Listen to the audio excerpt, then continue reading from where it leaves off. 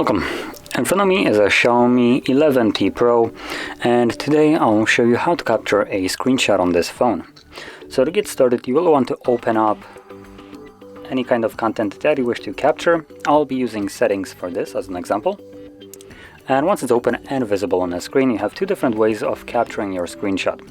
One would be by pressing and holding the power key and volume down at the same time, like so, as you just seen.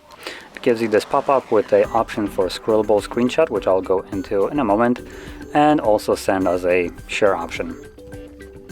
And the second way of capturing a screenshot would be with your three fingers, simple swipe down, and there we go. That's another way of capturing a screenshot. Now personally, I do prefer the three-finger one because it's just quicker and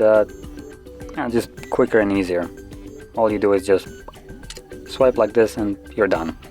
Now going into the scrollable option, you can tap on it, and as you can see, it will automatically start scrolling, so you can tap on the screen to stop it from scrolling, and you can also grab it yourself and scroll more precisely however far down you want.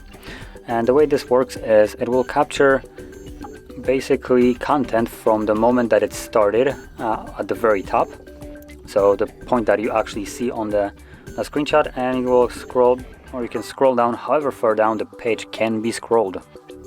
From there, once you have reached the point that you want to stop at, click on done and then select save. And there we go. So now that we have captured like 2 or 3 screenshots, you can find those screenshots in your gallery application. Just make sure you navigate to albums and then screenshot folder. And there we go. As you can see, there is the scrollable screenshot, and then there are the 2 normal ones. So that is how you capture a screenshot on this phone.